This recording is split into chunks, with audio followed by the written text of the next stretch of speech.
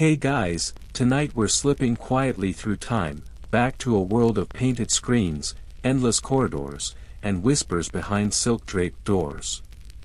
You're standing just outside the grand wooden gates of an Imperial Japanese palace, the kind no tourist ever sees, because this one isn't just old, it's forbidden. Beyond those gates is a hidden world where emperors once indulged not just a few mistresses, but thousands of concubines. Yes, you heard that right, 3,000. And tonight, you're going to wander into that impossible dreamscape of courtly rituals, perfumed ambition, and politics as soft as cherry blossoms, and just as lethal. But don't be fooled by the poetry and elegance, this place is a golden trap. The air smells like incense and jasmine, but behind those folding screens, that's where your fate is decided with a glance, a poem, or a perfectly timed cough. You probably won't survive this if you mess up the bowing sequence, or forget whose fan you're supposed to carry.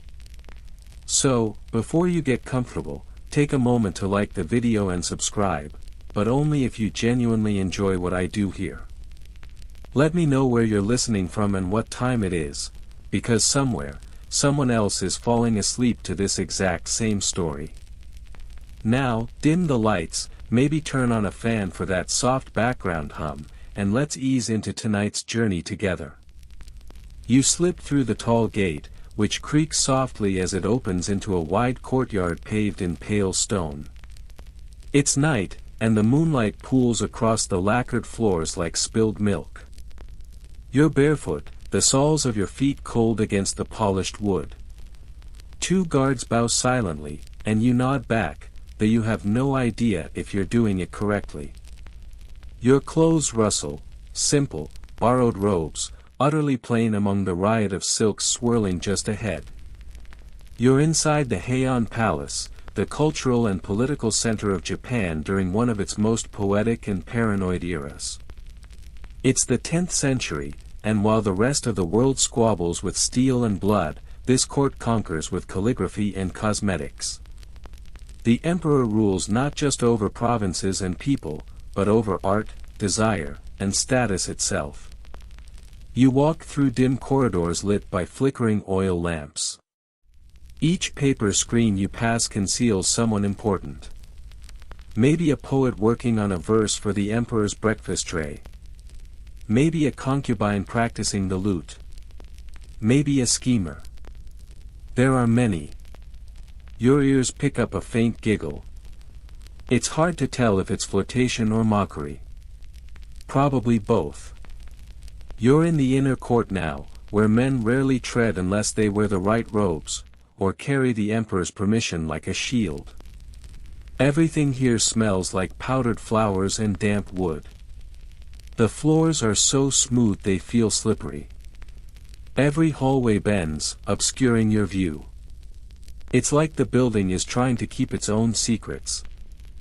This is where the concubines live. And no, they're not just passive beauties waiting to be summoned. Each one has a lineage, a faction, and a strategy. Many of them are from the Fujiwara clan, a family so powerful they've basically turned the emperor into their puppet, sometimes literally, as in, here's a concubine, and 9 months later, we get a new prince. Neat, right? You stop at a painted screen that depicts a white heron standing alone in a marsh.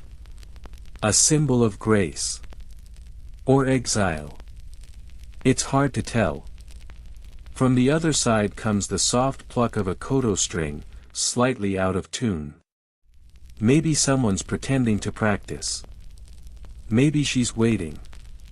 Because let's be clear, you don't just walk up to the emperor and flirt your way into power. The road to becoming one of his favorites is paved with etiquette, competition, and endless waiting. Some women wait for months, some, forever. Their lives revolve around a single, impossible hope, to be noticed. And the emperor? He's both everywhere and nowhere. Technically divine. Certainly aloof. Mostly surrounded by advisors and protocols so thick, he probably doesn't know half the women who claim to serve him. But the harem is still his domain. It's called the tuku in later centuries, literally, the Great Interior, but in Heian Japan, it doesn't even have a formal name yet. Just an understanding. This is where the emperor sleeps. And sometimes, where he makes history. You peek through a lattice screen into a moonlit courtyard garden. A single woman walks among the stepping stones, trailing her hand over the tops of iris leaves. Her robe is layered in 12 colors, so heavy she can barely move, but it's all part of the performance. She turns her head slightly. She's wearing white face powder so thick it cracks when she smiles. Her teeth are blackened, on purpose, thank you very much, and her eyebrows are plucked, then redrawn an inch higher than they actually grow. Beautiful? That's a matter of perspective. But she is imperial. You turn a corner and bump into a small child carrying a tray with inkstone and brush. She bows, wide-eyed. She's probably a servant in training. If she lasts long enough, maybe she'll become a lady-in-waiting. If she's really clever, she'll ally herself with the right mistress. If not, well. There are always monastery doors for women who fall out of favor. Or cliffs. There's a low whisper from behind a curtain, two concubines muttering about someone's failed poem. You gather one of them tried to impress the emperor by quoting the tale of Genji, but misquoted it. Big mistake. Even fictional princes have standards. You pass a lacquered screen painted with gold clouds and red cranes. Behind it, someone sighs. The sound is too human, too tired, to belong in a place this ethereal. For all its beauty, the harem is a cage. And some of its brightest birds long for open skies. You pause beside a column wrapped in silk. The hush is almost sacred. It's like the palace is breathing around you. Somewhere far away, a gong sounds, distant and dreamy. This world isn't built for speed. Everything here unfolds like a tea flower in warm water. Slowly. Beautifully. Inescapably. You exhale. You're only beginning to understand just how deep this place goes, and how high the stakes are for those who live within its walls. The corridor narrows, and you instinctively draw your sleeves in, as if the palace itself might be watching. The lamps cast shadows that flicker like ghostly courtiers. You move quietly now, stepping deeper into the folds of power, towards something called the chrysanthemum throne. It sounds delicate, doesn't it? Like a seat made of petals and incense. But in truth, it's an iron structure veiled in poetry. The Japanese emperor isn't just a ruler, he's considered divine, the direct descendant of the sun goddess Amaterasu. Which, by the way, makes your average morning breakfast feel like a ritual blessed by heaven. You reach the outer walls of the Imperial audience hall. Servants whisper your arrival and vanish. No one opens doors loudly here. Instead, things just appear. Like magic. Or paranoia. You're ushered into a dim room where the emperor might sit, though he probably isn't. Most of the time, the throne remains symbolic. During the Heian period, the emperor rarely governed directly. That was left to powerful regents, like the ever-scheming Fujiwara clan. Still, every decision, marriages, alliances, poetry contests, carried the illusion that it all flowed from the emperor's will. You spot it in the distance, the Takamikura throne, high-backed and hidden behind silk curtains. It's elevated, set upon a dais of polished wood, flanked by ceremonial screens. You're not even allowed to look directly at it for too long. There's a strange, awe-soaked silence that surrounds the empty chair, as if even the absence of power still hums with voltage. But here's the twist: the man who sits there, your divine monarch, is often more artist than king. Many emperors of this era wrote poetry, played music, and composed verses so tender they'd make you cry into your rice. They rarely led armies or gave battle speeches. No, their strength lay in symbolism, in serenity, in style. Their power wasn't projected by force, but by distance. And so, to maintain that carefully choreographed divine mystique, the emperor had to remain unreachable. He was rarely seen in public, and even his interactions with his concubines followed strict procedures. No candlelit dinners or sudden passions here, only scheduled visits, confirmed in advance by court officials, and witnessed discreetly by lady attendants. You might wonder, with so much separation, how did he end up with thousands of concubines? Well, that's partly because the imperial harem wasn't just about romance, it was politics, personified. Every noble family wanted their daughter inside the court.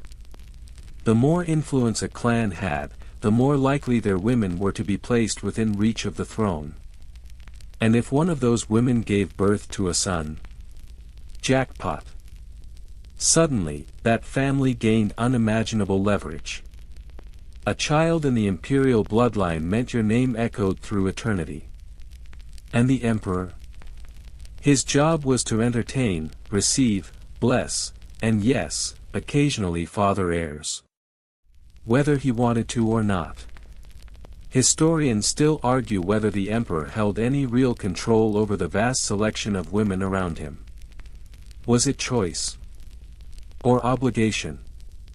Some say he had favorites and indulged personal whims, others claim he was little more than a ceremonial figurehead, moved from chamber to chamber like a doll on a parade float.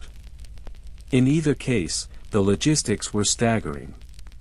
A constantly shifting roster of noblewomen, attendants, and hopefuls, all jostling for attention, all existing within a delicately balanced hierarchy that could shatter with a single raised eyebrow.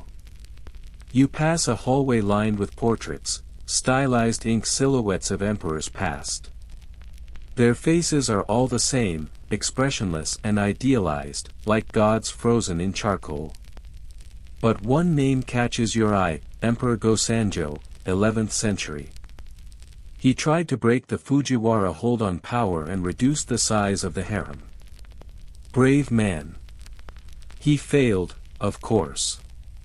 Another? Emperor Komeei, much later. A man of intense propriety who actually forbade photography because he believed the imperial image should remain unseen and mysterious. Even in modern times, that divine distance persisted. But back here, in the soft lantern light, the chrysanthemum throne is less about mystery and more about control. You begin to realize that the thousands of women in the palace weren't there because the emperor was insatiable, but because the court was. Nobility funneled their daughters into the palace as currency, bargaining chips, and political spies. Whether or not they ever saw the emperor was almost beside the point. You're guided through another corridor. The tatami mats beneath your feet creak faintly with each step. There's a scent in the air, aged paper, camphor, and the faintest trace of plum wine. You reach the Hall of Rituals, where official ceremonies are performed. Offerings to ancestors. Petitions from ministers. And sometimes, the formal elevation of a concubine to a higher rank. It's all performance, all layers of tradition and obedience. But behind those rituals, you see the real machinery.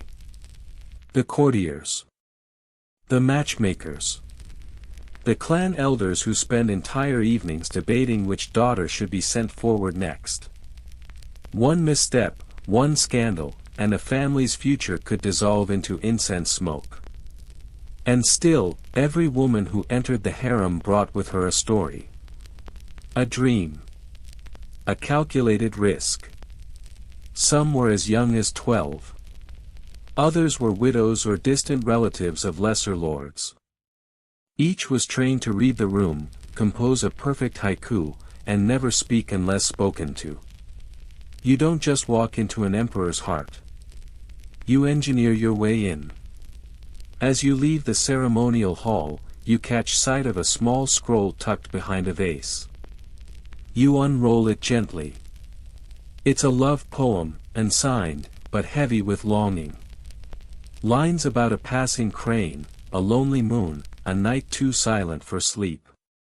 Was it written by an emperor? A concubine? A poet in exile? Does it matter? Because here, in the shadow of the chrysanthemum throne, every word is political. Every kiss, a treaty. Every silence, a negotiation. You bow again, slightly deeper this time. You're learning. Or maybe just pretending.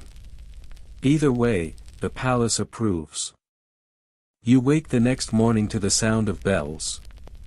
Not loud, not demanding, more like a sigh made of metal. It's the hour of the ox, well before sunrise, and already the palace stirs. You stretch under thin silk sheets, the scent of hinoki wood and camellia oil still in the air. Outside your room, a world of whispering steps and rustling robes begins again. Today is a selection day. Not for you, thankfully, but for dozens of young noblewomen who've arrived from across the provinces, fresh-faced, nervous, and perfumed within an inch of their lives. Each has one hope, to be noticed. Not necessarily by the emperor, but by someone who knows someone who could whisper their name into the right ear. You're ushered toward the selection hall, guided by a lady-in-waiting who's both polite and terrifying. She says nothing, but the angle of her fan and the tightness of her obi say plenty. You've learned by now, words are optional here. Power moves silently. The hall is full of motion. Courtiers adjust cushions. Ladies fix their sleeves, check their layers, adjust the folds of their 12-layered robes, the iconic jinahito, which, by the way, can weigh up to 20 kilograms. Imagine trying to look graceful while dragging that much brocade behind you. Now do it in 90-degree heat, with your breath held so your face stays serene. Welcome to beauty as endurance sport. You take a seat near the back and watch as the process begins. The emperor is not present, of course. His advisors handle the preliminaries. An elderly courtier with impressive eyebrows unrolls a scroll. One by one, the names are called. Each girl steps forward. She bows. She recites a poem. Sometimes her voice trembles. Sometimes, the room stills. And occasionally, someone gets it exactly right. A hush falls as a girl, no older than 15, recites a verse about the falling of plum blossoms. Her voice is calm, barely a whisper. But every word lands. You can feel it. Even the lady-in-waiting beside you tilts her fan ever so slightly, as if to say, that one. You lean closer to her. What happens if she's chosen? A pause. Then, softly, she waits. Of course she does. Because nothing here is instant. After selection comes vetting. Background checks, ancestry, manners, fertility rumors. Only the most suitable are eventually brought into the inner harem. And even then, it might be weeks, months, years before they ever set eyes on the emperor. Some never do. You learn that concubines are divided into ranks.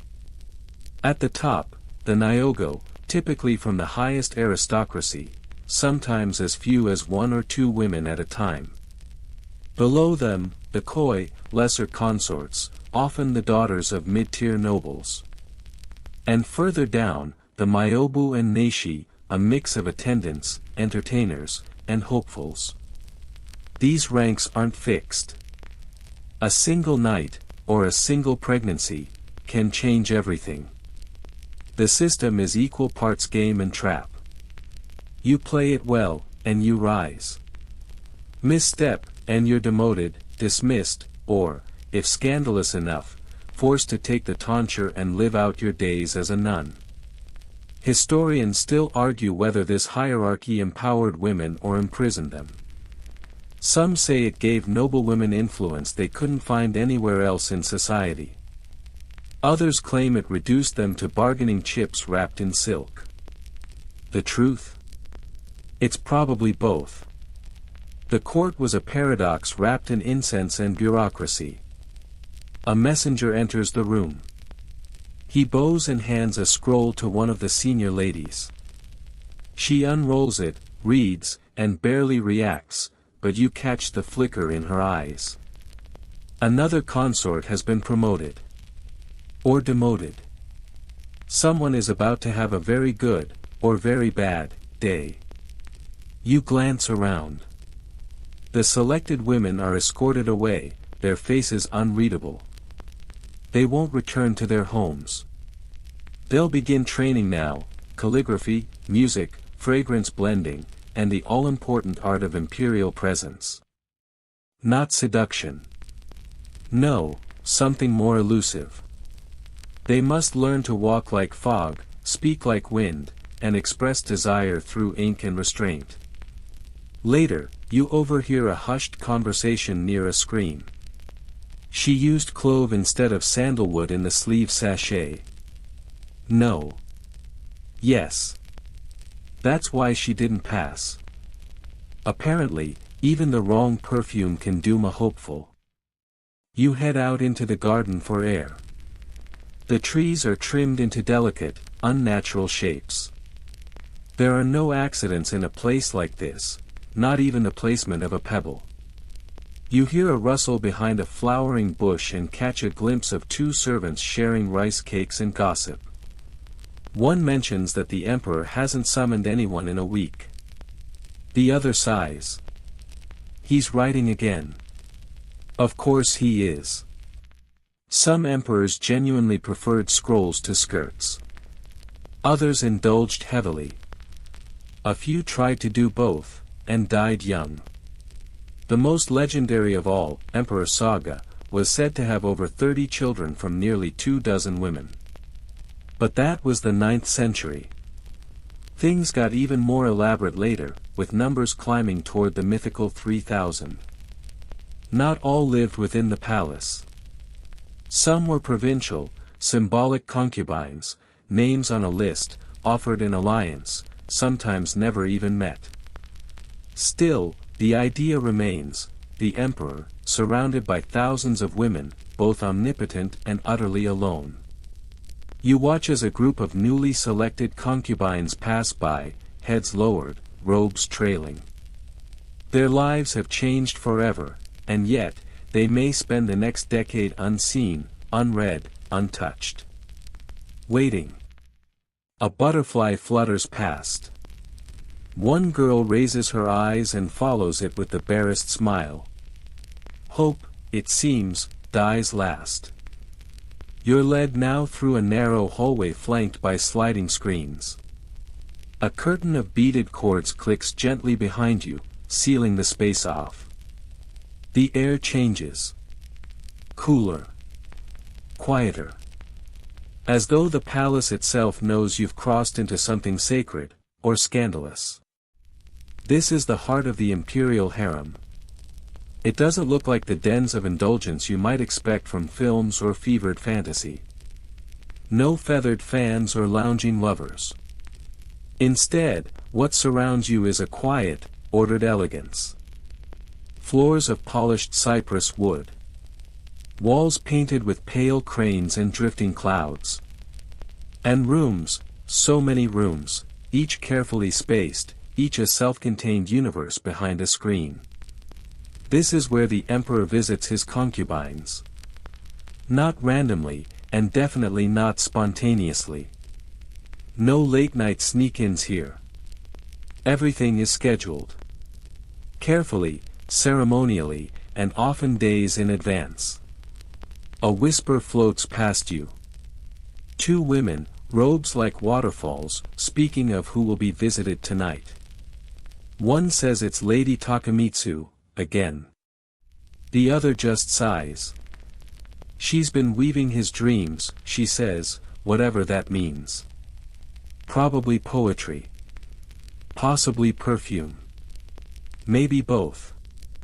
You're ushered past several small chambers. Each one belongs to a ranked consort.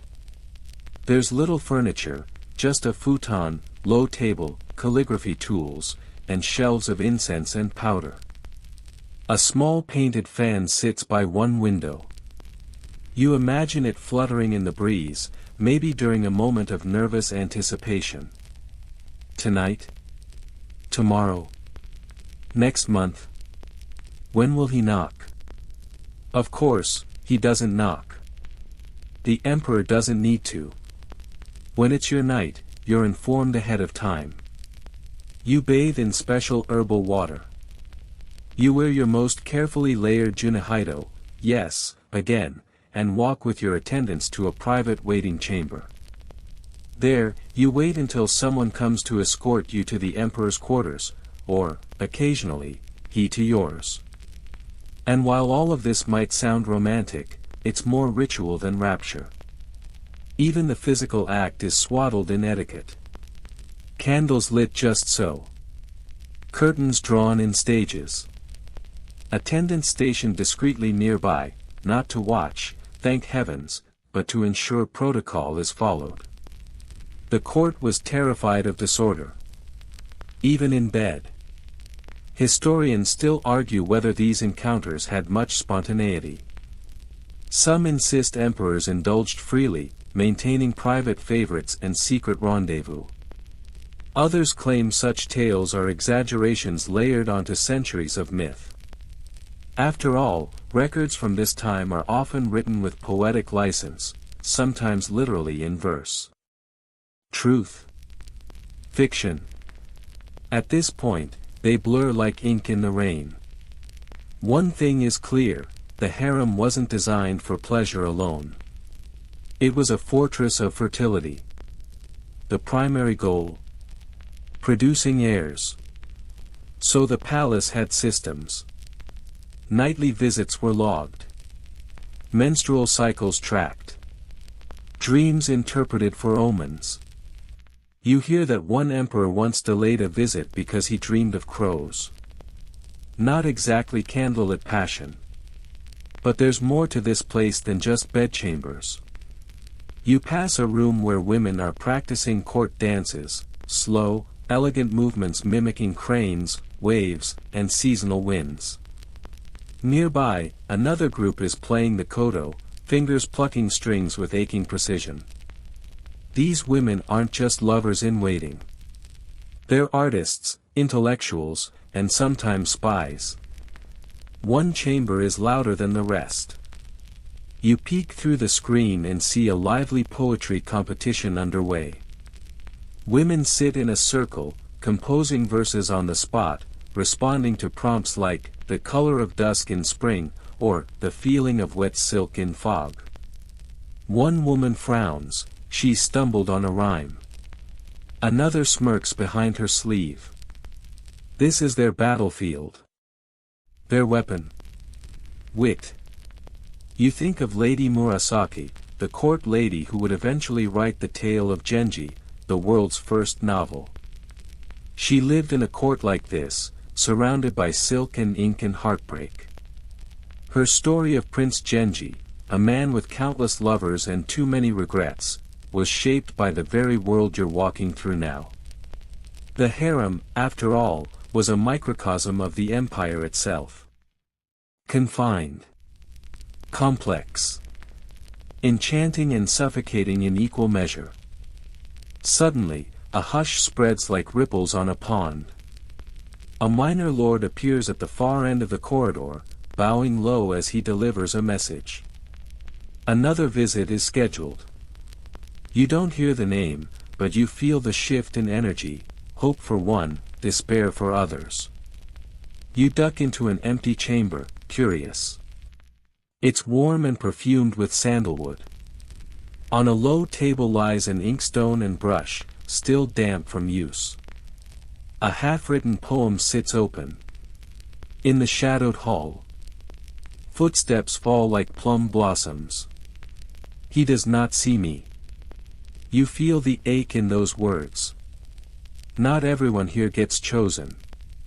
And even for those who are, love is never guaranteed. Outside the chamber, life flows on. Servants refill incense trays. A girl hums while combing another's hair. Somewhere, a cat darts past, utterly indifferent to the complexities of human courtship. You overhear a snippet of conversation between two older attendants. He spent only 20 minutes with her. That's twice as long as last time. They exchange knowing glances. Whatever that means. Time moves differently in the harem. Days are spent in preparation for moments that may never arrive. A single glance from the emperor can elevate or erase you. A poorly chosen poem might doom you to obscurity. And yet, still they hope. Still they prepare. You leave the inner chambers just as the evening bells begin again. Another night approaches. Somewhere in the palace, a concubine is being bathed, her hair perfumed with clove and chrysanthemum. She doesn't know if she'll see him. But she readies herself anyway. Because here, every night could change everything.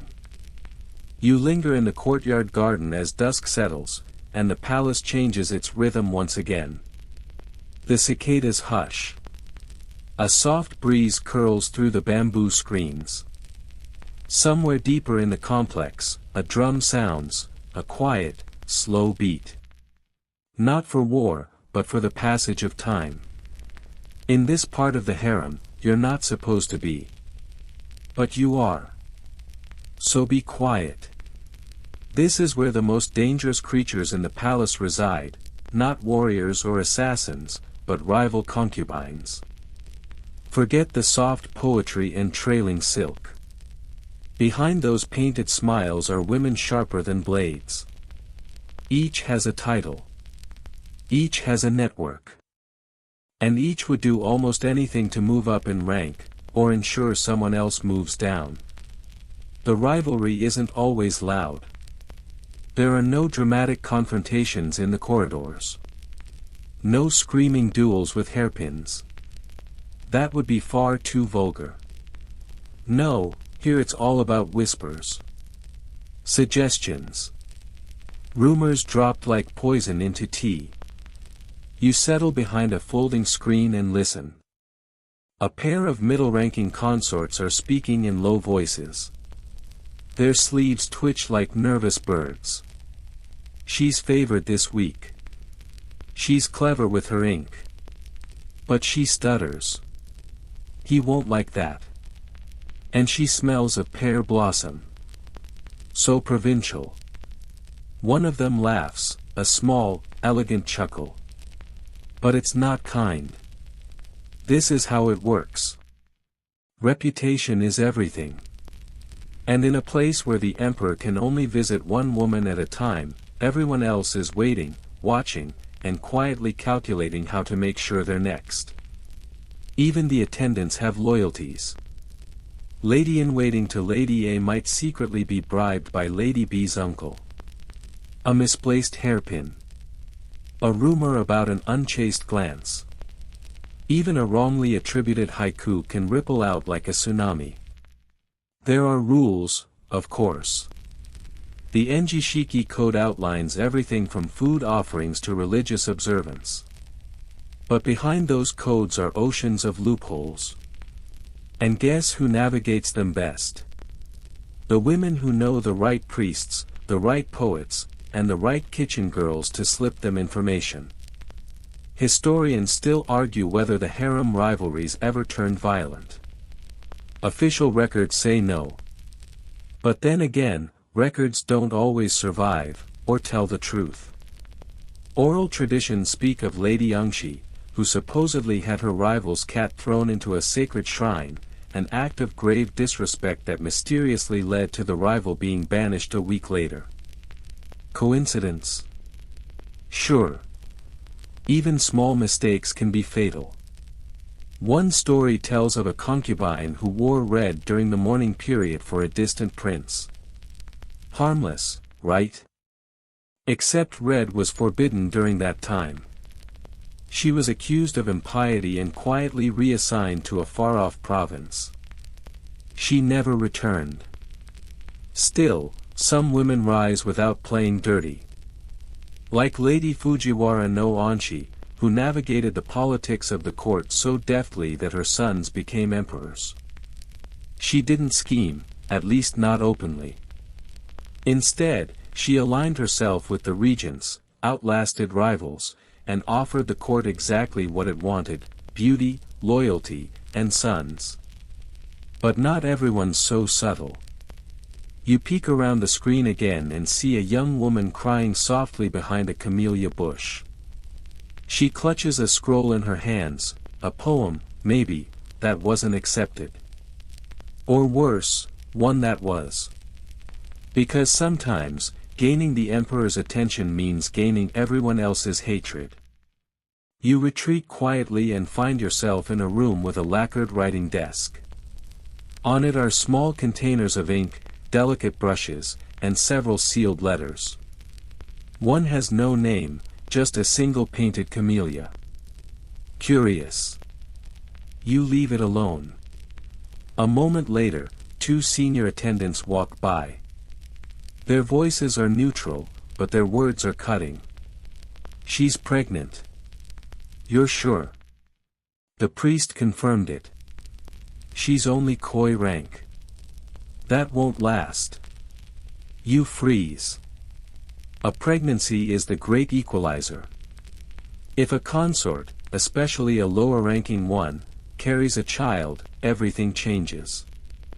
Her status rises. Her rooms improve. More attendants. Better silks. Even gifts from the emperor himself. But it also paints a target on her back.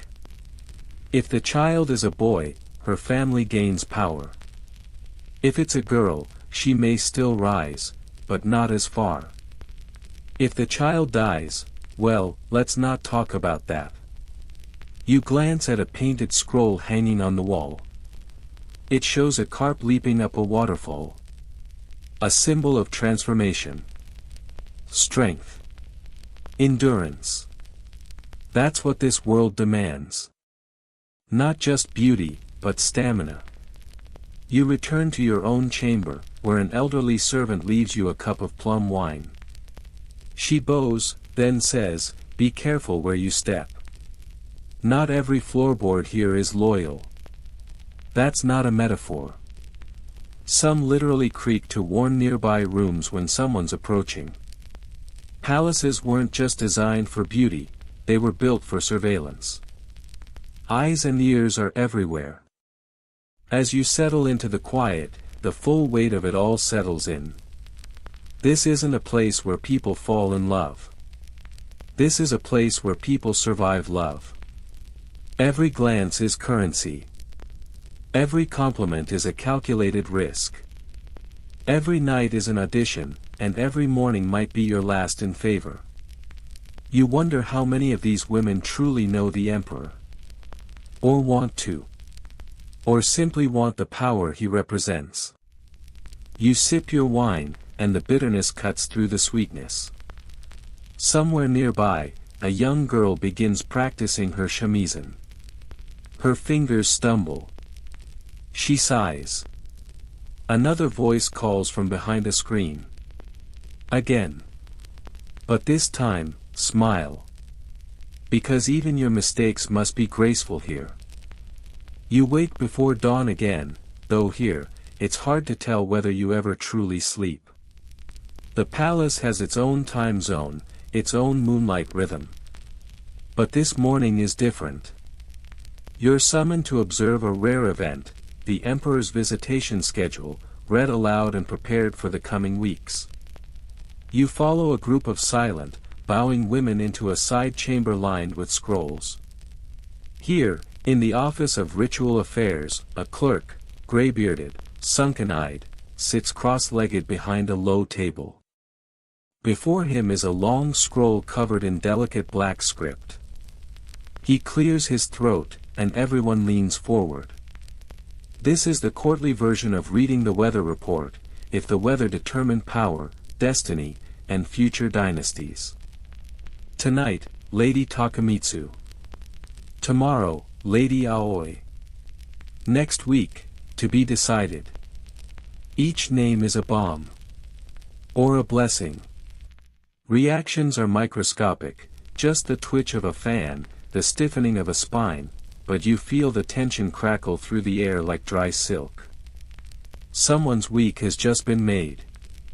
Someone else's has collapsed into shadow. You leave before the end of the list, following a thread of curiosity rather than duty. You want to understand this more deeply. How does the emperor, surrounded by thousands, actually manage to see anyone at all? Turns out, the answer is, with military precision. The emperor's daily life is governed by ancient rhythms, written out in scrolls that rival the bureaucratic density of any modern parliament. He rises before dawn. Prays. Performs purification rituals. Attends an audience, though often, this means listening while scribes and ministers drone on about taxes and rice yields. By mid-morning, he's buried under correspondence, poetry exchanges, reports from regional governors, marriage proposals for third cousins twice removed. And then, ah yes, the consort visitations, tucked neatly into his evening hours like a scheduled bath. Historians still argue whether emperors genuinely looked forward to these visits, or simply endured them as part of the job. Some records suggest they requested specific women. Others show patterns that suggest delegation, an official choosing for them based on clan pressure or diplomatic leverage. Either way, spontaneity is rare. You wander past the emperor's private quarters, off-limits, but your proximity gives you chills. 2 guards stand motionless beneath the eaves, swords untouched. Behind the wall, a figure might be writing, or sleeping, or composing a poem about cicadas. Or not even there at all. The emperor's room, like his body, is more idea than man. Even to those within the harem, he's a myth. You imagine the schedule posted discreetly inside certain rooms. A red ribbon placed across a doorway, signaling the chosen one. Special foods prepared. Special incense burned. A woman might wait all day. All month. Then, finally, her night comes. But here's the twist, the emperor doesn't always stay long. There are documented cases, some whispered, some written, where he enters, sits, receives a poem or a song, then departs after a single sip of tea. That's it. No words. No touch. Just presence. You pass a hall where attendants are folding robes. Each one belongs to a consort scheduled for visitation this month.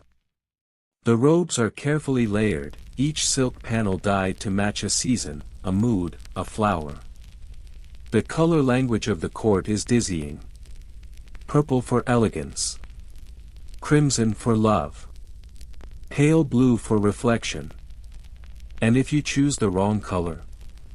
A visiting consort once wore spring green in autumn. It was considered vulgar. She was not invited again. Even sleeve length matters. Too short, and it's immodest. Too long, and it implies mourning. The etiquette is endless. You marvel that anyone remembers it all. But they must.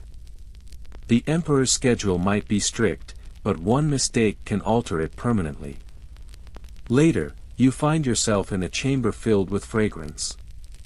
A kodo ceremony, the way of incense, is underway. A small group of women inhale the perfumed smoke of rare agarwood, then write verses based on what they smelled. Each interpretation is different. One says, "Lonely pine after rain." Another writes, "A smile remembered on silk." The woman beside you murmurs, "He favors the one who wrote that."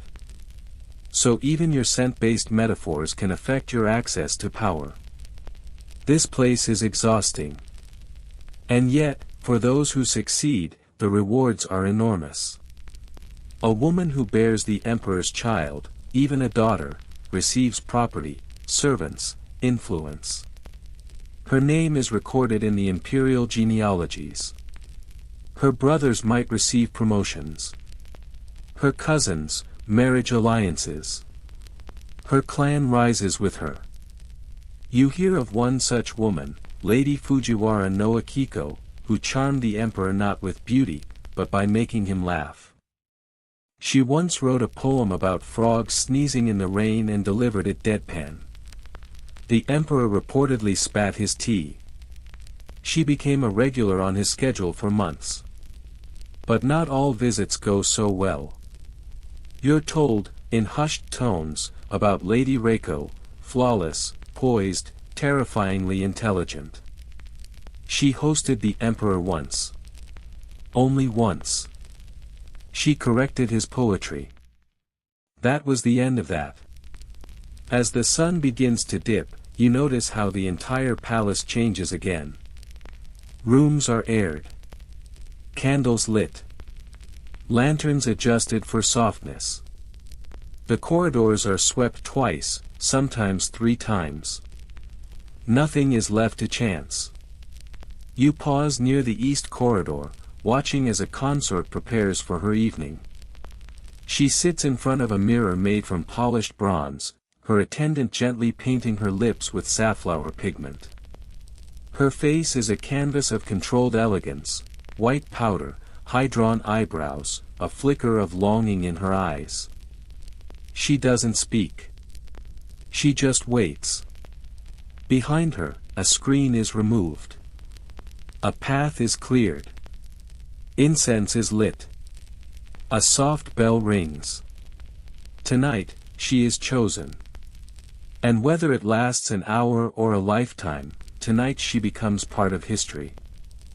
You don't follow her. That's not your place. Once the bell sounds and the corridors clear, the imperial visit becomes something sacred, untouchable. What happens behind those silken curtains is not for eyes, only for records, for whispers, and perhaps, for poems written in the early morning light.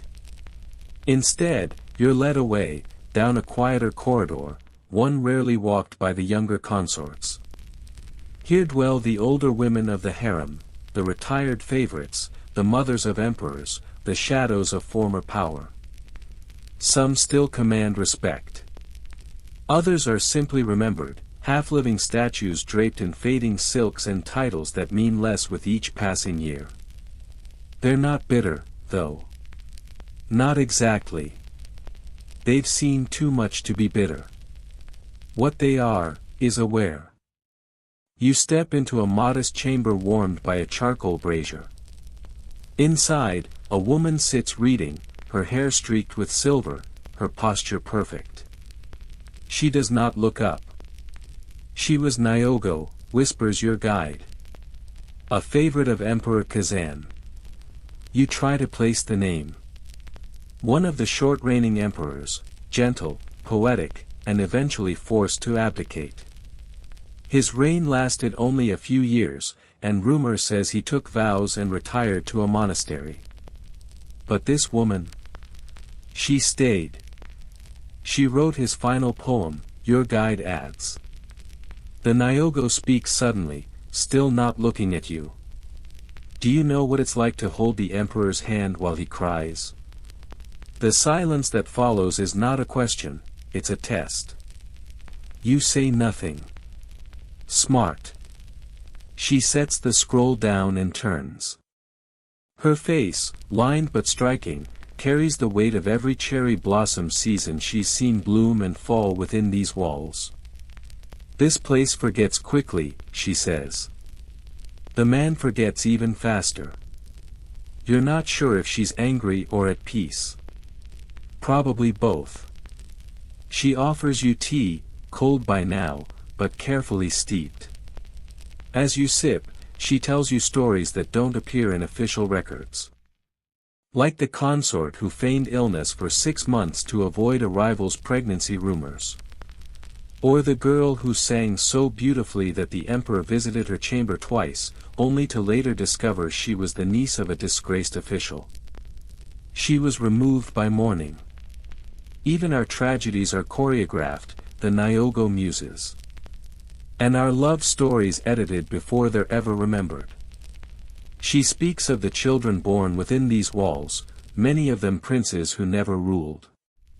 Some raised in separate villas, their mothers allowed only occasional glimpses. Others claimed by higher-ranking women, their own birth mothers erased from record to preserve protocol. Historians still argue whether such child reassignments were cruel necessities or calculated kindnesses. Some mothers wept. Others were grateful, the higher status meant a better future for the boy. And the court never asked how the mother felt. Feelings were not part of the hierarchy. You wonder aloud, what happens to the women who leave? She smiles, but not kindly. They don't leave. They vanish. Some are sent to quiet temples. Others marry distant provincial lords.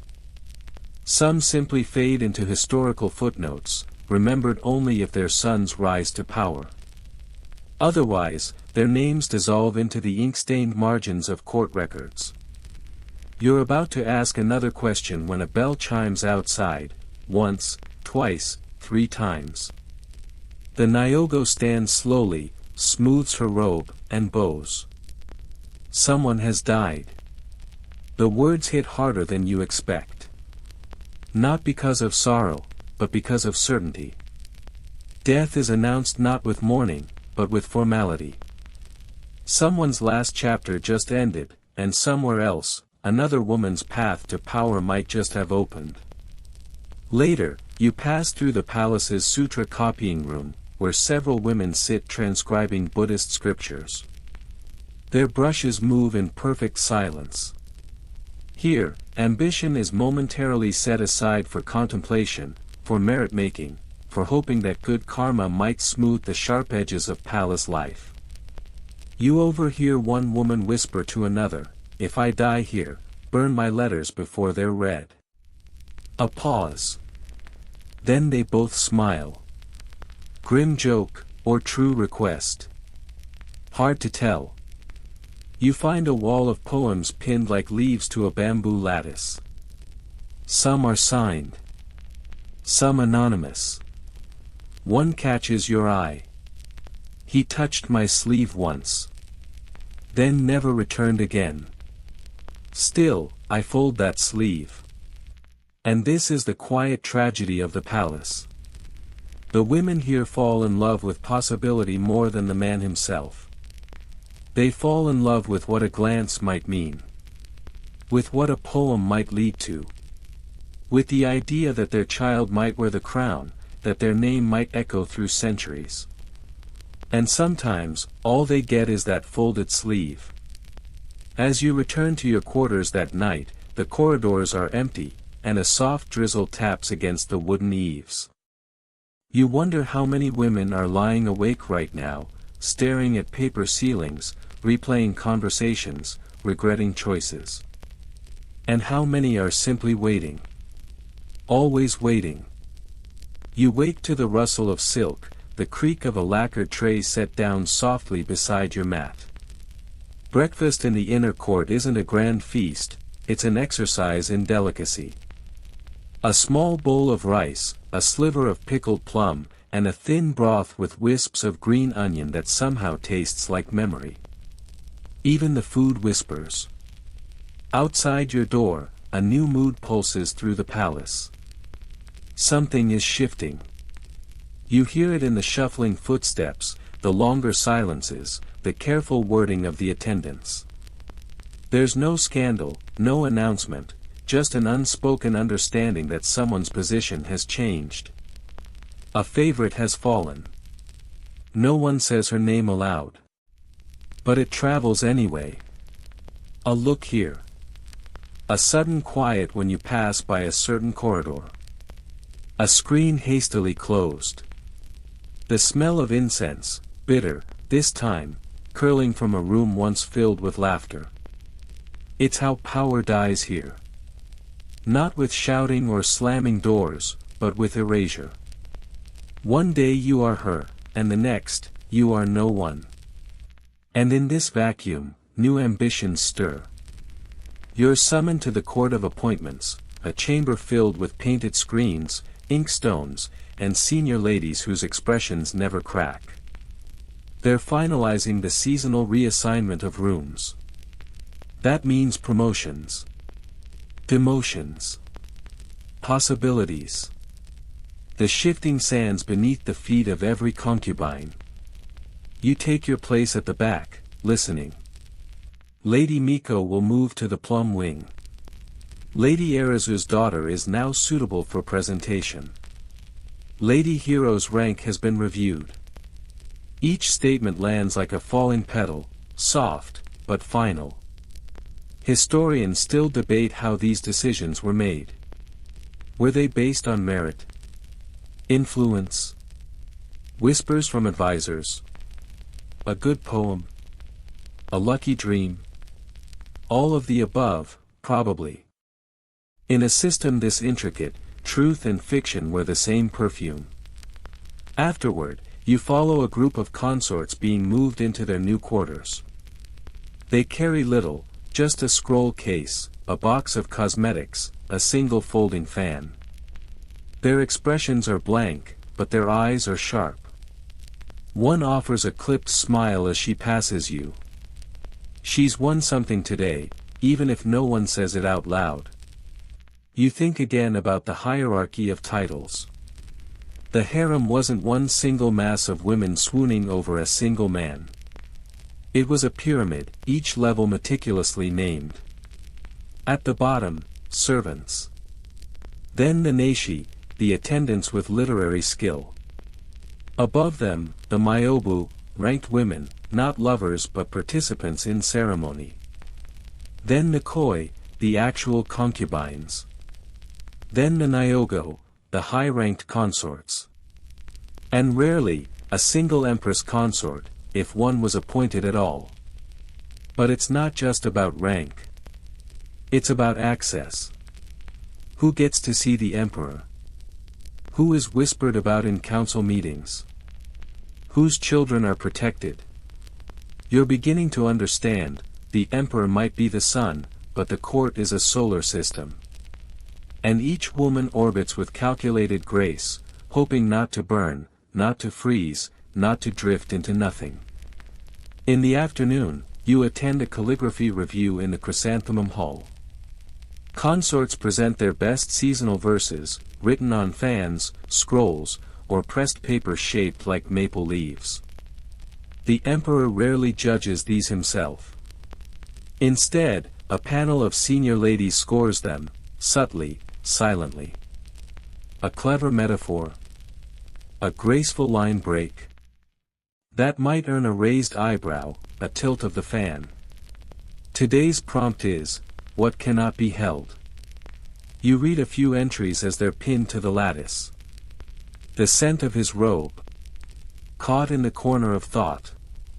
Gone by morning rain. Even shadows stay. Longer than his passing glance. I bow to absence. You almost laugh. Almost. The competition is elegant, but beneath the perfume and paper, it's war. The winners will gain visibility. Maybe even proximity. You're starting to see just how much of the harem's power flows through the arts. Music. Ink. Fragrance. Gesture. This isn't seduction, it's choreography. A woman composes a melody and performs it in front of a tea pavilion. A senior official happens, to overhear it and praises it in court. A poet includes a line from her verse in an imperial birthday scroll. Later, the emperor hears her name. And just like that, her door is marked with a red ribbon. But it's not always upward motion. In the quieter wing of the harem, you meet Lady Shizuno, once a coy, now a quiet figure who tends the orchid garden. She offers you tea and shows you how to trim the stems just above the third node. Her hands are stained from the soil, but her posture remains perfect. I was summoned once, she tells you. Only once. You wait, expecting sorrow. But I remember it, she says with a smile. The tea was too hot. He apologized. You blink. The emperor apologized. She nods, laughing softly. And I knew I would never be summoned again. There's no bitterness. Just a kind of peace. Maybe not every woman needs the crown. Some find contentment in memory, in routine, in orchids that bloom every year without needing to be seen. You return to your room as night falls. The list of appointments is changed again. A new name appears. Another disappears. And in the courtyard, paper lanterns sway gently in the wind, each glowing softly, flickering, fading. Like ambition. Like affection. Like everything in this place. By now, you've learned how to move through the palace like steam through latticework, quietly, invisibly, without disturbing the air. You know which corridors creak, which attendants will trade gossip for compliments, and how to tilt your head just enough to seem respectful without seeming too eager. Today, you're led toward the Hall of Ancestral Portraits, a place rarely visited by anyone not of high status. And even those who qualify don't linger. The air here is thick with sandalwood and silence. Large silk scrolls hang in solemn rows, each bearing the image of a former emperor, empress, or consort of note. They're not painted in lifelike detail, just enough to suggest a face, a presence, a legacy. And yet, these faces watch you. Not literally, of course. But you feel the weight of eyes that have seen more than you, loved more than you, and, perhaps, suffered more than anyone will ever write down. Your guide says nothing, simply gestures to a small alcove near the back. There, half-shadowed and barely remembered, is the portrait of Empress Komio, wife to Emperor Shomu, known not just for her wisdom, but for establishing bathhouses and hospitals, acts of compassion in a world that often traded in performance. You wonder how many women here dreamed not just of romance, but of reform. Of influence. Of doing something beyond perfume and poetry. Historians still debate whether these imperial women wielded real political power or if they simply exerted soft influence through children and ceremonial roles. Some, like Empress Kogayaku, reigned in their own right. Others were powerful only in rumor. But you suspect the truth lies somewhere in their daily choices, how they protected a rival's child, whispered to a visiting priest, or burned a letter instead of delivering it. Back in the present, the palace is abuzz with a different kind of energy, a festival is approaching. The Festival of Lanterns, held once each autumn, is one of the few times the harem breathes freely. Decorations bloom across the palace, paper chrysanthemums, silk banners, fragrant wood shavings shaped into dragons and cranes. Even the most solemn ladies allow themselves a moment of color, of memory, of levity. You're invited to the lantern carving pavilion, where women sit shaping translucent panels, painting verses onto them in fine brushstrokes. You try your hand at one, your fingers tremble, your lines wobble, but the woman next to you smiles. You're not meant to perfect it, she says. Just to mean it.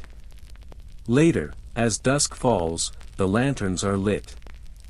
The entire palace transforms. What was rigid becomes dreamlike. Pools reflect ribbons of flame. The strict, angular courtyards become soft and glowing.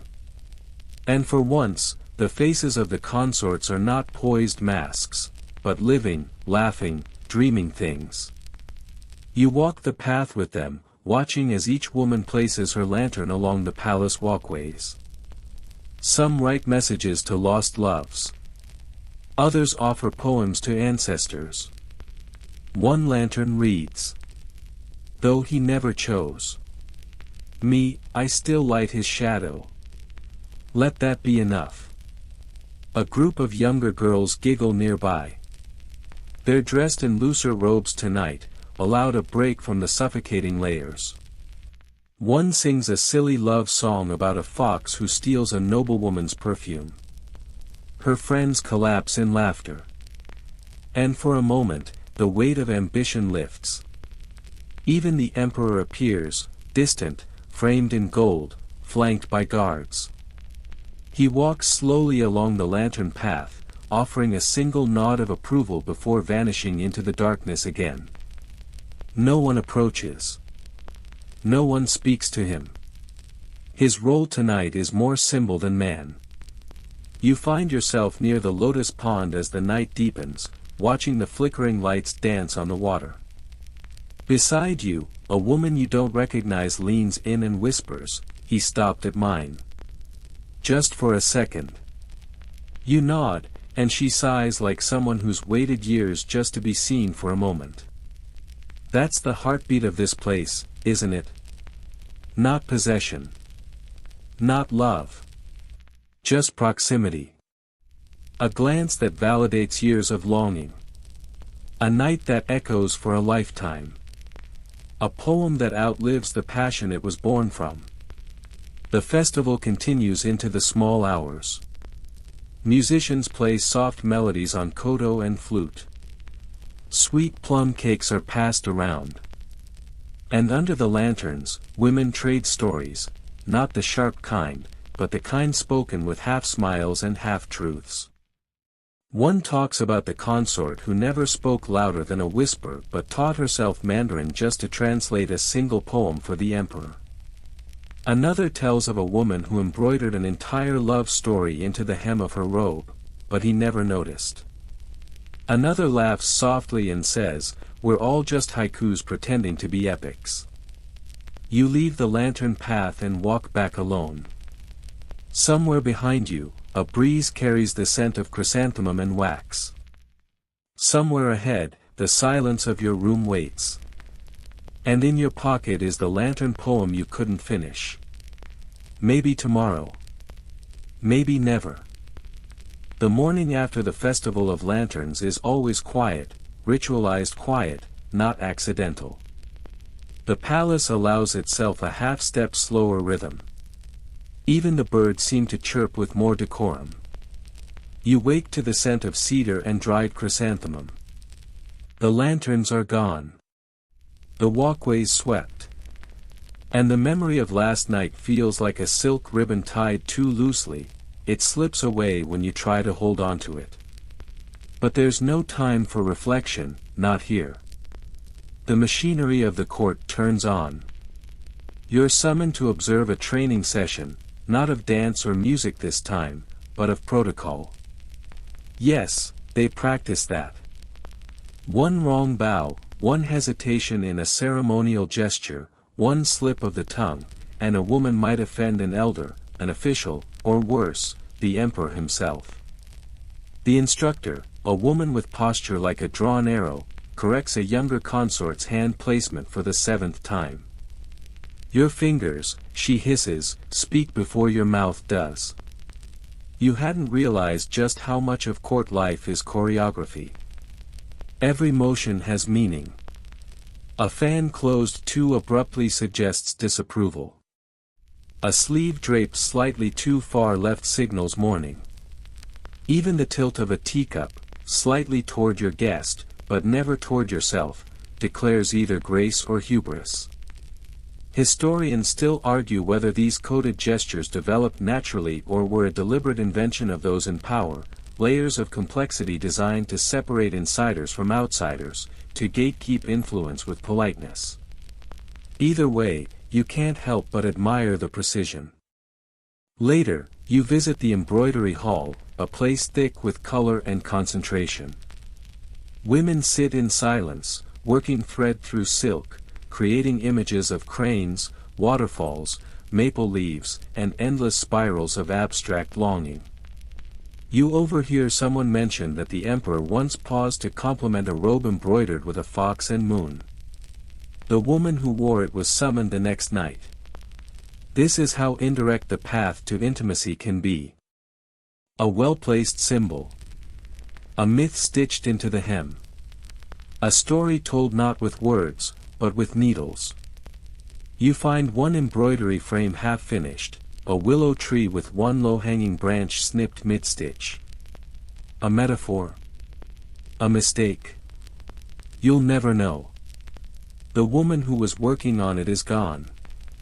You walk out into the east courtyard and hear something strange, laughter. Loud, unfiltered laughter. You follow it, stunned. It's a rehearsal for court theatrics, an annual performance where consorts act out plays, some historical, some completely absurd.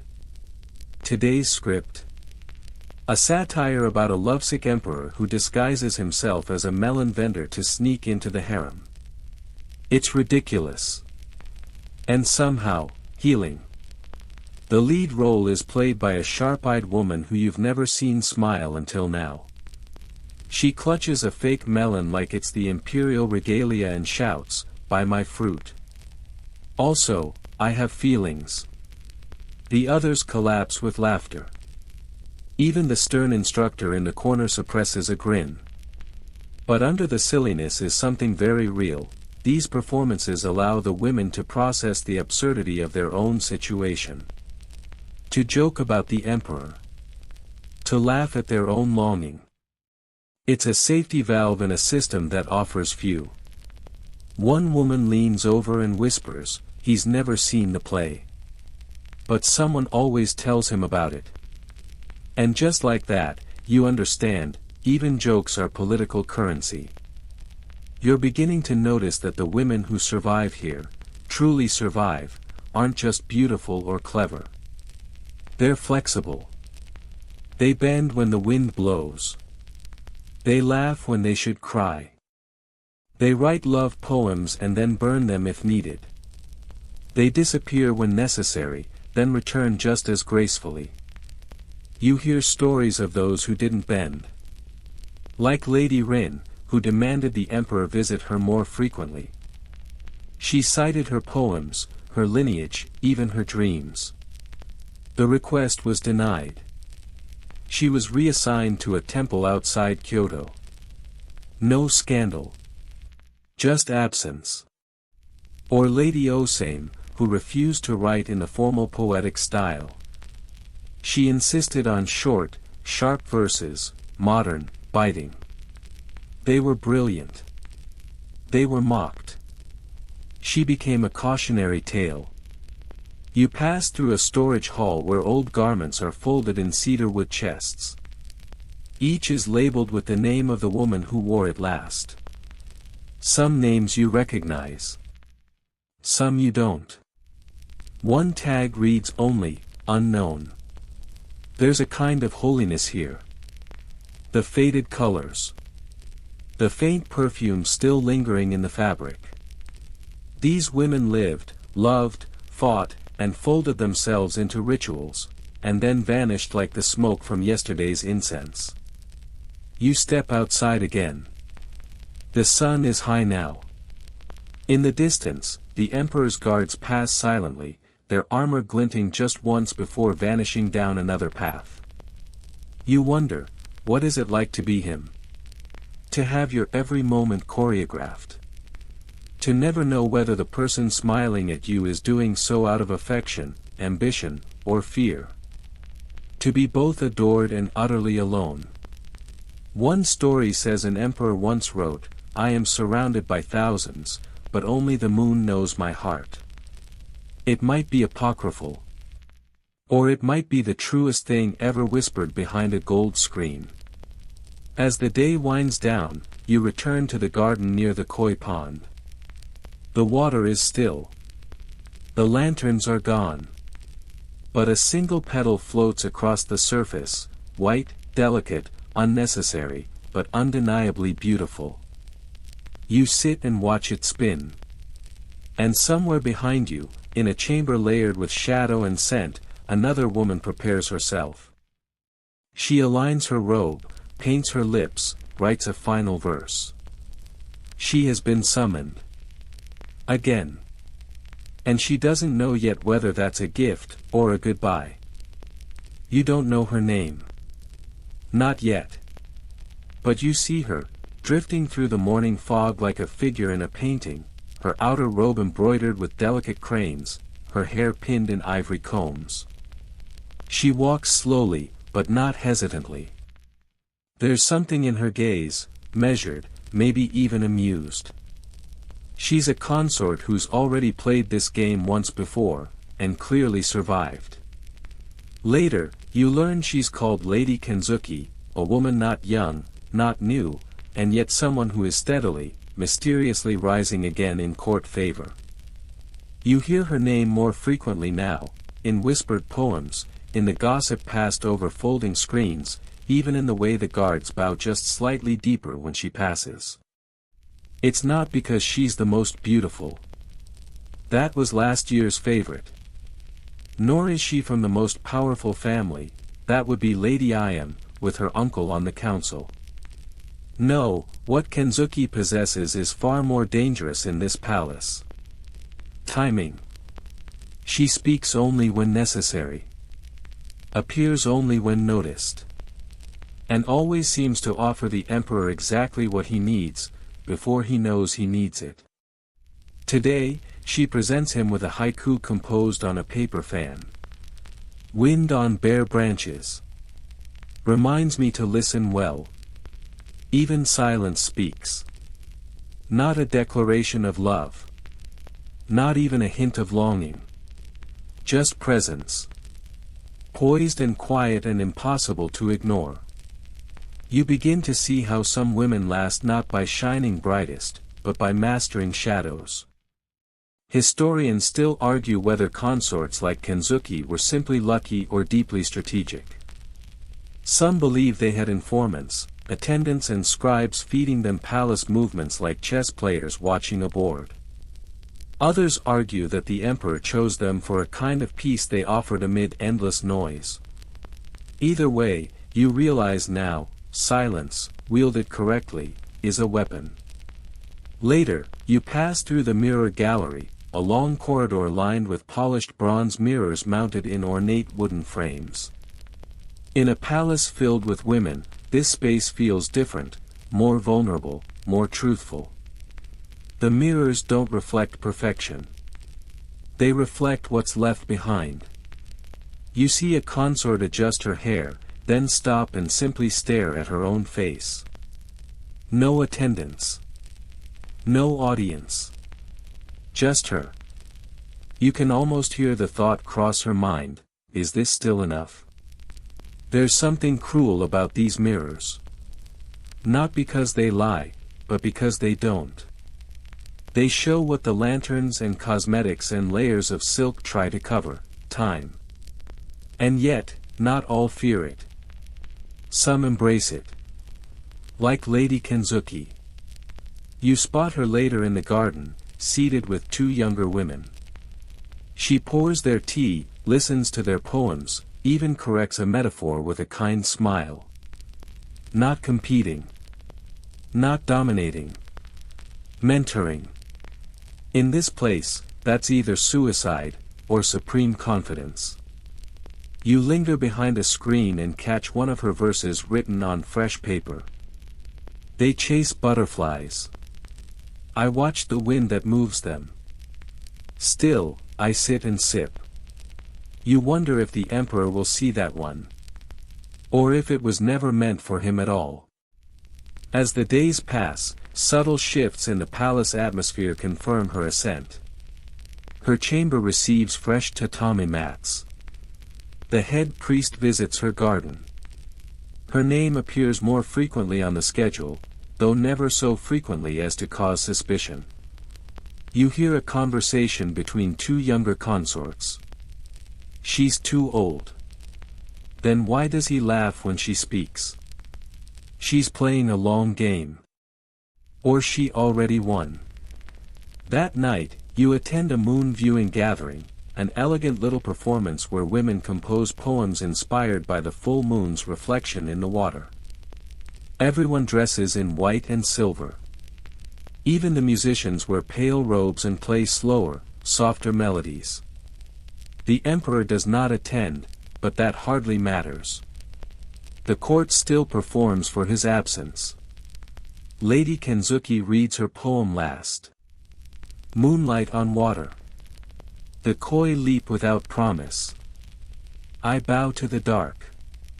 No one applauds. That's not the custom. But the pause that follows feels like thunder. Someone whispers, she'll be empress if she bears him a child.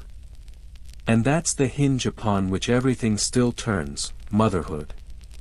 It's the one power no poem or robe or incense can fake. You remember an older consort once said, even a single night can change your entire bloodline. Or ruin it. The palace has a nursery, hidden behind high walls and tended by the gentlest women they can find. You're granted a glimpse, not of the children, but of their absence. Only soft sandals are allowed. Voices must never rise above a whisper. One chamber contains only scrolls of names, some highlighted in red ink, others faded to gray.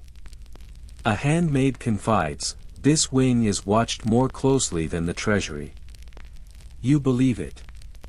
A child here is not just a child, it's a dynastic investment. A single birth can elevate an entire clan, spark court alliances, or tip the balance of a succession struggle. And yet, not all children stay. Some are sent away. Others fall ill.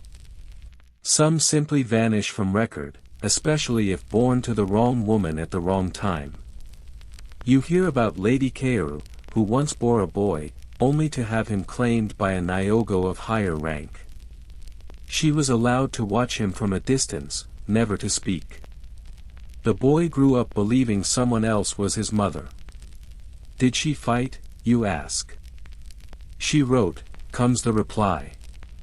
That was all she could do. Even the strongest woman here knows there are lines that cannot be crossed. Not directly. But Lady Kenzuki, you suspect, isn't planning to cross them.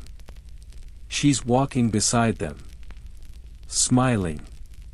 Waiting. And that's far more dangerous. The rain begins before dawn. Not the dramatic kind that makes poets swoon, just a soft, persistent drizzle that turns the stone walkways slick and makes every room feel a little colder, a little smaller. But in the palace, even the rain has its own etiquette. Servants move quietly to place fresh mats. Wooden sandals appear at doorsteps. Incense is lit, not just for scent, but to mask the damp. You find yourself drawn to the Hall of Offerings, where women leave prayers, not for love, not for favor, but for survival. It's a small chamber with a wooden altar carved with lotus petals, and a long table where handwritten wishes are tucked beneath ceramic bowls and folded paper cranes. You read a few, your fingers brushing their edges. Let my brother recover. Let my name be remembered. Let him smile when he sees me. And one, scrawled in ink that's smudged by tears or rain. Let it not be her. You're reminded, again, that affection here is not just personal, it's political. The emperor's touch reshapes futures. His silence condemns more thoroughly than a verdict. Historians still argue whether the emperor's relationships were sincere or ceremonial, whether these thousands of women were truly loved, or simply processed. One record describes a ruler who spent 30 nights in 30 different chambers, choosing by scent alone. Another swears that one emperor fell in love with the same woman 5 different times, forgetting her each time in between. The truth? Probably both. Because here's what no one admits out loud: memory is unreliable when it's built on hierarchy. Later, you walk the veranda that overlooks the plum garden. In winter, the trees are bare, their twisted branches black against the sky. A senior attendant joins you, one who's seen decades of these petals fall and return again. They say the emperor dreamed of a woman in red. She begins, without prompting. He asked the priests who she was. They told him to wait. Did he find her, you ask? The woman chuckles. He found a woman in red. That's not always the same thing. There's a lesson there, but it slides past you in the breeze. Inside, preparations begin for a rare court poetry competition. These are grand affairs, formalized, judged, and ripe with coded messaging. Winners receive not prizes, but something far more coveted: visibility. A well-timed poem can ripple through the ranks faster than scandal. Lady Kenzuki is participating. So is Lady Iam, the one from the powerful clan. You're invited to observe from a screen. The tension in the room hums louder than the musicians. The theme is, that which cannot be returned. Lady Iam reads first. He touched my sleeve once. Now I wear it every spring. Memory clings tight. Polite nods. A flicker of approval from the senior judges. She smiles, just slightly. Then Lady Kenzuki rises. She does not perform. She simply speaks. The path I walked here has no stones behind me now. Only silence sings. A pause. Then, silence again. But this one is different. Deeper. No applause. That would be crass. But everyone knows. Lady Kenzuki has won, and she has done it without trying too hard. Later, you see Lady Iam walking alone down the garden path. Her steps are measured, but her fists are clenched. One of her sleeves is stained, barely, but enough. You wonder if she's angry, or if she knows what's coming. Because power, here, is like the rain. It doesn't announce itself with thunder. It seeps. It soaks. It shifts the ground beneath you without warning. And sure enough, by evening, rumors fly. The emperor has requested Lady Kenzuki for a second consecutive week. That hasn't happened in months. In the women's chambers, the reaction is not dramatic. There are no outbursts. No shouting. Just small, deliberate movements. A gift withdrawn. A letter burned. A poem, half written, torn down the middle and tucked into a sleeve. You pass a younger woman brushing her hair. She says to no one, let her have him. I just want the garden. You believe her. Not everyone came here for love. Some came for status. Others, for security. A few, for beauty. But many just came because they were told to. Daughters of noble houses. Cousins of minor officials. Girls who wrote good poetry or sang with clear voices. They didn't choose the harem. The harem chose them. And now they endure. That night, you return to your own chamber. A small note has been left on your writing desk.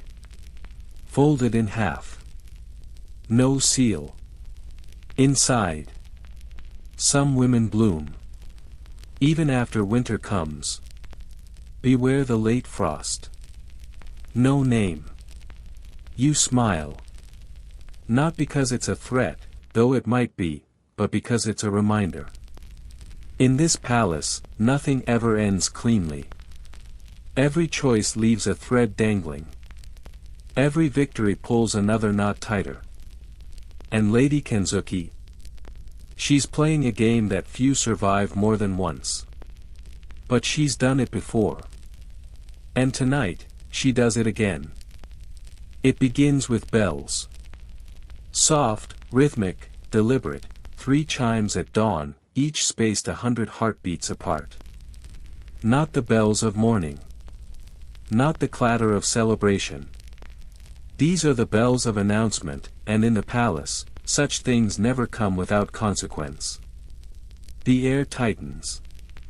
You're already awake, of course. Everyone is. Sleep comes in shallow layers here, peeled away easily by a shift in weather, a whisper outside your door, or the distant sound of someone else's fate being decided. You listen carefully. Then a second sound reaches you, footsteps. Dozens of them. Not rushing, but not slow. Heavy-souled. Male. That's rare. Moments later, your door slides open just a fraction. A handmaid, pale and breathless, leans in and whispers, "He has fallen ill." She doesn't say who. She doesn't have to. There's only one he in this labyrinth. The Emperor. 1,000 thoughts bloom instantly. Who will be summoned? Who will be blamed? What does this mean for Lady Kenzuki? You throw on your outer robe and make your way through the corridors, following the currents of silence. By now, the palace has turned into something else, a hive of calculation. Eyes meet. Heads nod. Doors close a bit more firmly. By midday, the air is thick with formality, a kind of theatrical restraint that hides the truth under layers of incense and etiquette. But you can feel it, the shift. In the Garden of Peonies, you spot a group of older court ladies gathered beneath the covered walkway, whispering in close, precise circles. One of them makes a mark in a book, not a scroll, but a ledger. A list, someone nearby murmurs. Of potential successors. You glance at the servant, who shrugs. Or threats. This is how fast hierarchies mutate here. The emperor coughs once, and suddenly, entire bloodlines are in motion. Every child he's sired, legitimate or not, is now a thread dangling from the tapestry, ready to be yanked, tied, or snipped. Historians still argue whether these moments of crisis strengthened the harem's internal alliances or tore them apart. Some claim consorts banded together to protect the youngest children. Others believe chaos turned even friends into enemies. And still others, those rare, quiet women, slipped into the shadows and waited. You find Lady Kenzuki not in her chamber, not at her dressing mirror or the shrine, but beneath the persimmon tree near the west gate. She's alone, seated with a scroll in her lap and an unreadable expression. You approach carefully. She looks up and smiles. They think I'll panic. You say nothing. It's safest. They always do, she continues. Every time he falls ill, everyone forgets he has done it before. And every time, they believe this is the moment the palace will break in half. She folds the scroll with practiced ease. Her nails are freshly lacquered. Her posture hasn't shifted. You ask, quietly, "Are you afraid?" She considers. "No," she says, after a moment. "Not of the ending. I've always been more afraid of the, almost." You know what she means. The almost chosen. The almost empress. The almost safe. Almost is the sharpest edge in this world. By nightfall, the emperor's illness has deepened. Not fatal, yet, but enough to prompt rituals. Monks are brought in. Prayers are copied by the hundreds. A shrine is assembled at the far end of the western corridor, attended by both consorts and counselors. You're summoned to participate in the Lantern Vigil, an event so rarely held that most of the younger women don't even know the choreography. You light a lantern, recite a line of invocation, and place it into a basin of water that reflects 1,000 tiny flames. Each woman makes her plea in silence. Let him return. Let him remember my name. Let him forget her. You recognize Lady Iam's voice behind a screen. Her words are clipped, too sharp for ritual. You wonder if she's praying for healing or opportunity. And then Lady Kenzuki appears. She places her lantern into the basin like a whisper. Let him choose peace, whatever that means. Her voice is softer than the rain outside. She lingers just a moment longer than she should. Then she turns and leaves. You notice several of the older ladies watching her. Not with contempt. Not with envy. With calculation. The vigil ends, but the stillness remains. All around you, something ancient and brittle feels like it's beginning to tilt. The Emperor may survive. Or he may not. But either way, the palace has already begun preparing for after. In the days that follow, meals become simpler.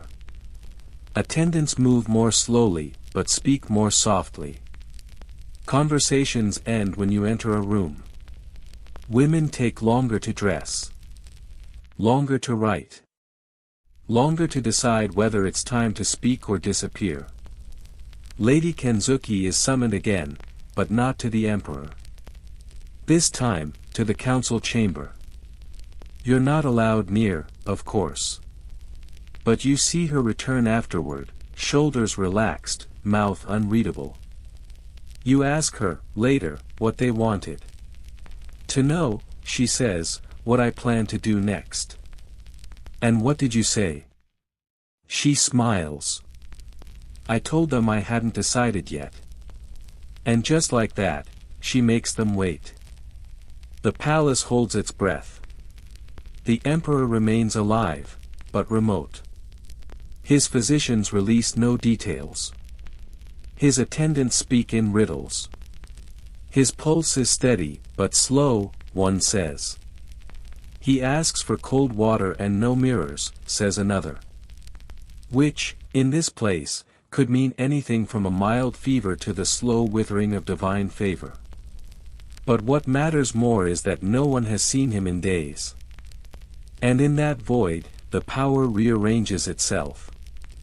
The morning begins with a new decree: all harem residents must submit updated lineage scrolls. It sounds administrative, even dull. But you've been here long enough to understand what it means. They're evaluating bloodlines.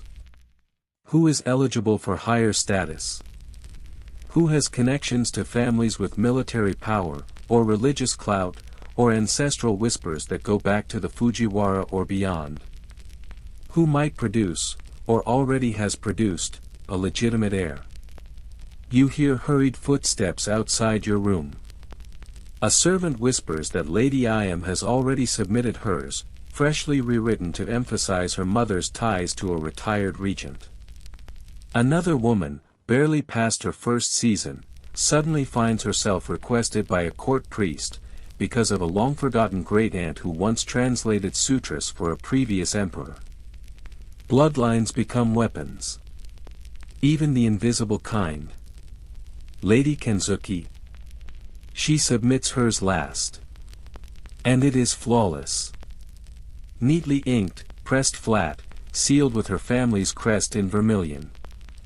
Not ostentatious. Not urgent. Just, complete. She doesn't need to embellish anything. She already is what the others are trying to invent. Later, as you walk the outer garden paths, you hear the faint ringing of wind chimes. Not the temple kind, personal ones. Hung from windows by the women themselves. A way to mark presence. Or, more ominously, absence. Several have been removed. One in particular, the delicate green glazed chime that once belonged to a woman named Lady June, who held the Emperor's attention for exactly 12 days last spring. No one mentions her departure. Her name simply fades, like incense in the rain. You wonder if she left, or was erased. Historians still debate whether such disappearances were voluntary retirements, subtle punishments, or quiet assassinations of status. In a court without official trials, absence is as final as exile. That evening, a messenger arrives in Kenzuki's wing. Not a servant. Not a handmaid. A minister's envoy, an extremely rare occurrence. He bows, presents a sealed scroll, and waits for no reply. The rumor spreads before you finish dinner. She has been invited to advise the inner council, informally, of course. She'll speak on behalf of the palace's spiritual harmony. Which is court language for, they trust her judgment more than anyone else's right now. You don't see her for a day. Then, near midnight, you catch her seated beneath the lantern tree again. Same robe. Same expression. But this time, she's writing. What is it now, you ask, softly. A will, she replies, without looking up. Your chest tightens. You think he'll die. She finishes her line before answering. I think the man I knew is already gone. What happens now is a different kind of living. The next morning brings unexpected news. The Emperor has spoken. Only one sentence, passed through 5 officials before reaching the harem, let there be quiet for 3 days. Which, again, could mean anything. Some say it's a spiritual fast. Others, that he is preparing for ritual withdrawal. A few whisper that he has named his heir, but no name has been shared. You're summoned to a ceremonial tea gathering with several mid-ranking consorts. The mood is solemn. No music. Just the sound of water poured over leaves and the occasional clink of porcelain. One woman finally speaks. Do you think Lady Kenzuki will become empress? No one answers. Even asking the question aloud is dangerous. But the truth already hangs in the air. If she bears a child, yes. If he recovers and formalizes the bond, yes. If neither happens, she becomes a legend, but not a ruler. That afternoon, Lady Ayam makes a final move. She organizes a poetry reading in the Chrysanthemum Hall. She invites high-ranking attendants, musicians, and even a visiting monk. Every detail is perfect. She recites a 10-part poem about the sorrow of fleeting cherry blossoms.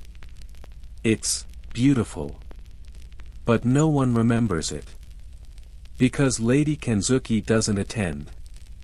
And her absence speaks louder than Ayam's performance. In this palace, silence is the final gesture of dominance. That night, as shadows lengthen and a soft rain begins again, you pass through the hallway of ancestral portraits. They haven't changed. But somehow, they feel different now. You pause beneath the portrait of Empress Tisha, a woman who rose, fell, and rose again. A woman who once ruled both hearts and calendars, and was later replaced by her cousin. A story of brilliance, then loss. Of poetry, then obscurity. The brushstrokes of her image have faded, but the outline remains. Like Kenzuki. Like you, maybe, one day. The Emperor's condition remains unchanged. But his absence has created a vacuum. And now, whether they admit it or not, everyone waits for Kenzuki to step forward. Not to cry. Not to plead. But to decide. The morning is unusually clear. After so many days of rain, the sunlight spills across the stone floors like a painter too eager with gold. Servants move with practiced hush, brushing away fallen leaves, lighting incense, adjusting scrolls already perfectly aligned. There's no official announcement, but you feel it. The palace is holding position, like a bird poised mid-flight, deciding whether to land or vanish. And Lady Kenzuki? She doesn't appear. Not in the East Garden, not in the Mirror Corridor, not even during the noonday poetry assembly, where every woman arrives wearing her most somber silk, speaking in verses so polished they've lost all fingerprints. You notice the emptiness immediately. Everyone does. One consort murmurs, maybe she's fallen ill. Another replies, or maybe she's already above us. A messenger arrives late that afternoon. A scroll. Hand-sealed with the Emperor's personal crest. Not addressed to Kenzuki. Addressed to the Council of Elders. A flurry of movement follows. Lanterns lit before dusk. 2 senior ministers summoned from their estates. Scribes running. Monks chanting. And amidst it all, the gentle, unrelenting rhythm of Kenzuki's stillness. She has not moved. She has not spoken publicly. But her silence is shaping the future like fingers pressing wet clay. You're told that Lady Ayam has requested a temple retreat. Quietly. Respectfully. Permanently. She leaves at dawn, robes pale, eyes dry. No one escorts her beyond the south gate. Just like that, one rival vanishes. Historians still argue whether Kenzuki orchestrated Ayam's departure through subtle pressure, political maneuvering, or simply by outlasting her. But in the whispering space between facts, there is this: no power move is louder than absence followed by calm. You finally glimpse Kenzuki again. Near twilight, she walks alone in the moon garden, where water reflects the last thin sliver of light and the stepping stones seem to float. Her robes are different, plainer, heavier. Her hair is pinned with just one comb. She looks up at the crescent moon, and then she speaks, not to you, not to anyone visible. Just, to the air. He no longer needs to choose. That, too, is a kind of mercy. And that's when you know. The Emperor is dead. No one says it outright. Not until the next morning, when the black banners are quietly unfurled from the palace eaves. The incense thickens. The chants deepen. The schedule evaporates. But Kenzuki has already acted. Her chambers remain sealed, not out of mourning, but transition. Because when a consort becomes a mother to an heir, or when she becomes the last chosen woman, she doesn't mourn in public. She is moved. Elevated. Rewritten. By midday, the announcement arrives: Lady Kenzuki will serve as Guardian of Tranquility, a ceremonial title reserved for the consort entrusted with protecting the Emperor's spiritual harmony during succession. It's not Empress. Not yet. But it's only ever been a half step away. You walk the corridors differently now. Everyone does. There's an eerie order to it all. Like watching a river settle after a storm. And then, late at night, one final shift. Lady Kenzuki sends out a single letter. Not to the council. Not to the court. To every consort who has not yet been dismissed, reassigned, or reabsorbed into family estates. The letter contains no commands. Just a poem. You sang. And danced. And bloomed in cages. Now return to your name. Some women weep when they read it. Some nod. A few, quietly, privately, fold the poem and tuck it into their sleeves as they prepare to leave this gilded labyrinth for the last time. You pass one such woman in the corridor. She's smiling through tears. "I thought I was just decoration," she whispers. "Turns out, I was part of the story." And that, perhaps, is the true power Kenzuki has wielded all along. Not seduction. Not ambition. Narrative. She wrote herself into the palace history not by fighting, but by waiting until the palace needed a story that would hold. One last evening, you sit by the koi pond. The moon is full. A breeze lifts the edge of your sleeve. You close your eyes. And for the first time, you think, you're not afraid of what happens next. And now, as the paper lanterns fade from memory and the whispers of the silken corridors grow still, you let yourself exhale. It's quiet again. But not the silence of tension or waiting, no, this silence feels earned. Like the last line of a poem softly spoken before sleep. You imagine Kenzuki, seated at her low writing table, composing a verse that no one else will ever read. A verse just for her. A verse that says, "I was here. And you, too, were here." You walked these gardens, watched the seasons flicker across robes and hairpins and petals. You listened to the games of survival wrapped in poetry. You witnessed ambition dressed in gentleness. You watched a woman rise, not by shouting louder, but by outlasting the echo.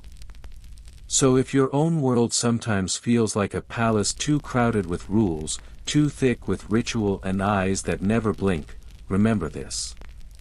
There is power in the long game. There is strength in stillness. There is beauty in becoming indispensable quietly. Now breathe in once more. Let the echoes of courtly footsteps fade. Let the smell of cedar and jasmine soften into something like memory. And let the moon, the eternal, unjudging moon, watch over you tonight. Because here, in this still moment at the edge of story and sleep, you are safe. You are whole. And you are exactly where you need to be.